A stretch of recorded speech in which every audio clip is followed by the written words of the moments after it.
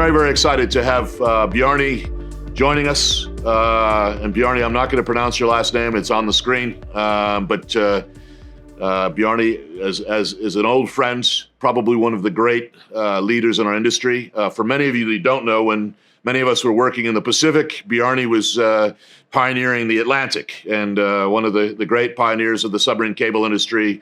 One of the most famous cables of all time was Hibernia, which I think to this day is still one of the fastest crossings of the Atlantic Ocean with a fiber optic cable today. And Bjarni, welcome to Digging into the Future, and looking forward to talking to you today to talk about Iceland and the future of your home country. Because I think as many people are starting to realize in this new world of artificial intelligence, data centers are now seeking new locations on the planet, and Iceland has come up as an interesting spot. And maybe you could fill us in why Iceland would be an interesting location for data centers in the future. I started talking about the opportunity for Iceland in terms of attracting data centers probably almost 20 years ago. And back then it was much about connectivity, international connectivity into Iceland, and lack thereof, that is. But why is it interesting? I would say the energy and the availability of energy is what makes it the prime reason why anyone should look at Iceland. You have long-term contracts here. Most of the energy, or all of the energy, is green. Just 100% of the energy that's produced in Iceland is green. Green. So and 70% of it is hydro, and about 30% is geothermal. Then you have the workforce. You got a great talent pool of well-educated people, which is important unless you want to fly your technical staff to on site every time you want to do something. You don't have to do that. You have a rich talent pool of people here.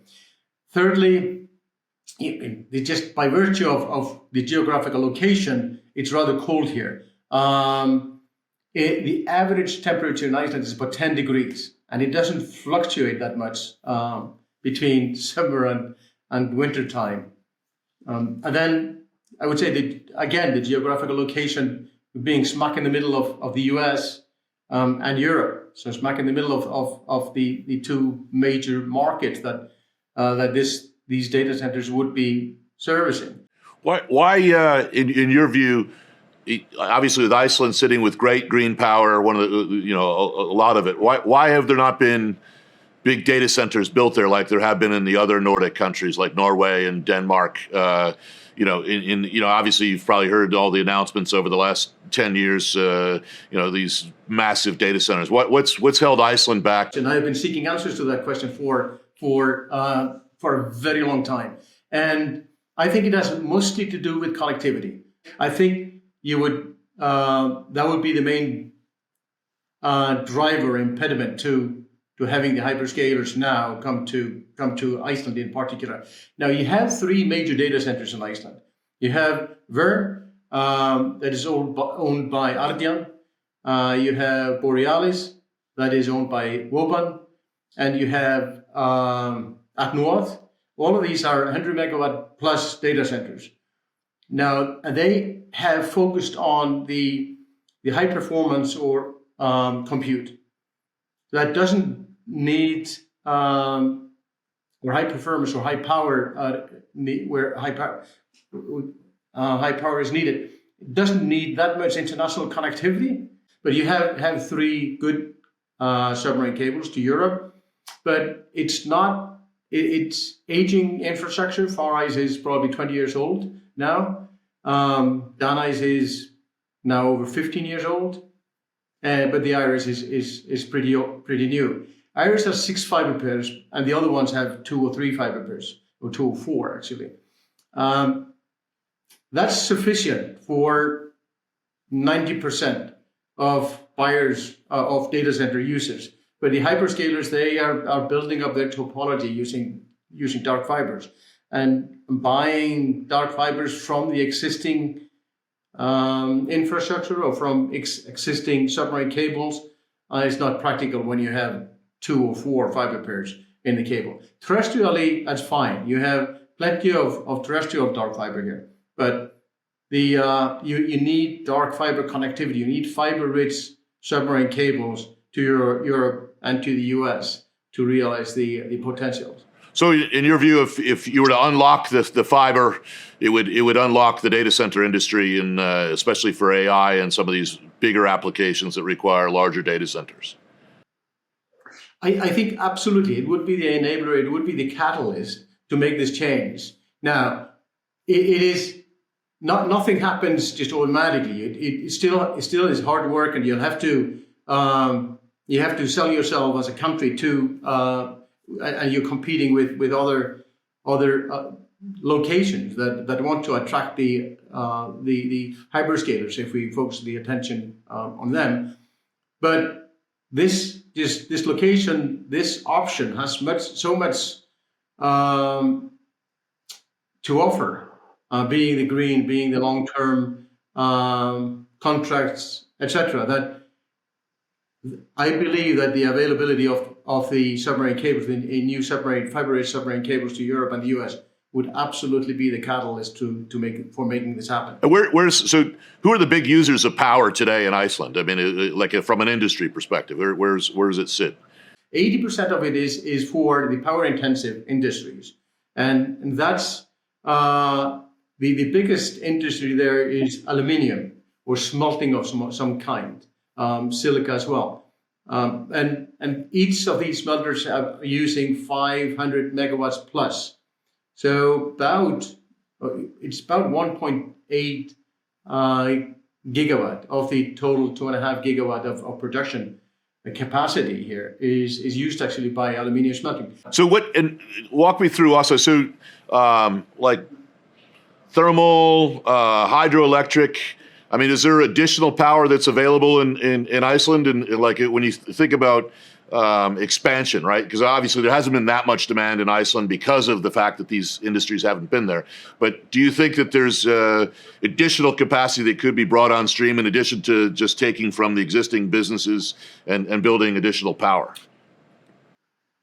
Well, it's a great question, and it's a very political question. Because there's ample capacity. The possibilities are endless, or practically endless, in Iceland for when it comes to power production. But there's been a quiet period now for about 10 years, or 10 or 15 years, where too few projects have been coming online because a political twilight zone when it comes to putting good projects on what we call the master plan. But there are a few 100 megawatt projects that are in the works. So the quick answer is yes, there is more power coming online, but with a renewed interest and focus on that master plan, there will be much more that are coming online 5 or 10 years from now. The rumor has it in the market that you're involved with this thing called TCC, which is a new and upcoming data center ecosystem. Can you give us some background on that one? Well, TCC is we've named that TCC for Thermal Compute Center. And even though it's thermal, we would be using, of course, hydro and geothermal power. But that's an enterprise and an initiative that we kicked off to enable the hyperscalers to come to Iceland. And by way of building the necessary infrastructure, building a fiber-rich submarine cable from Iceland to Ireland, and building a fiber-rich submarine cable from Iceland, another one from Iceland to east coast of US, and probably in the vicinity of Virginia. And that has gotten the attention of a few of the hyperscalers, and that are very, very seriously looking at the opportunity now to establish themselves in Iceland. How do you think, I mean, obviously data centers are not controversial, but in some places, obviously they consume power. And I mean, how do you think if in Iceland the data center industry would be perceived if it were all of a sudden to be sort of turbocharged with these new kind of artificial intelligence centers coming in? Do you think it would be a positive, negative? What's your thoughts? Well, we've been working on this initiative or working on this enterprise, the TCC, for a good while now, and it doesn't matter whom you speak to. If you speak to the member of the parliament, any other members of the government, the industry association, people see the opportunity. So it's very, very, very positively perceived. Now, what you have to overcome when you talk about these data centers is the initial reaction of, oh, is this another Bitcoin miner? And a Bitcoin miner that is just using power for not to generate any, well, not for the good of the universe, just spewing CO2 into the world, et cetera, et cetera, et cetera. So you have to explain, no, this is not about Bitcoin. It's actually about AI modeling and creating the new world of artificial intelligence and whatever value add that is going to bring with it. One thing that many people, when they think of Iceland, they think of disasters. Okay, so there's sort of the airline perceived disaster when airplanes had to kind of divert because Iceland had a volcano blowing up, and then you had sort of an economic sort of crisis a few years ago with your banking system and sort of, I mean, what's if someone said, okay, well, is this the right place to invest and put money in, or are these things real challenges for us, or should we?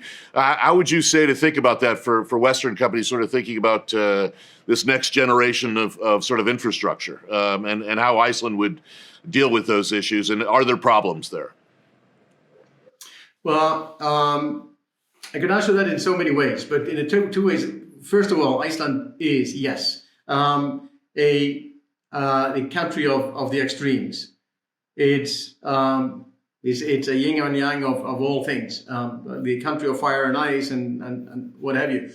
But by virtue, any place where you have abundance of power is going to be a place with a lot of geothermal activity, with a lot of water flowing downhill. The natural elements are going to be at play. Otherwise, you wouldn't have this green energy.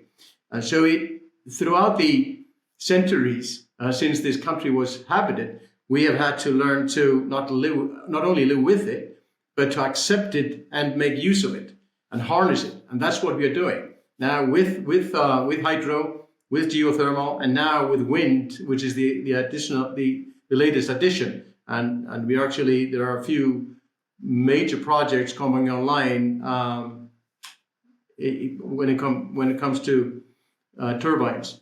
Now, that for data centers, as an example, is not that interesting by itself, but when coupled with hydro, it is very interesting actually, because you get so much more out of your hydro plant. But I wouldn't think of that for a second as a deterrent. It certainly adds excitement to living here, to doing business here, but you just have to learn to live with it and make use of it as opposed to be intimidated by it. Bjarni, thank you so much today for giving us sort of insights on both the cable industry and the Atlantic, but also on Iceland as sort of a future destination for data centers. It's been great chatting with you, and hopefully we'll get a chance to see you in Hawaii at PTC. Thanks, Bill. I absolutely hope to see you in January, and the pleasure is mine.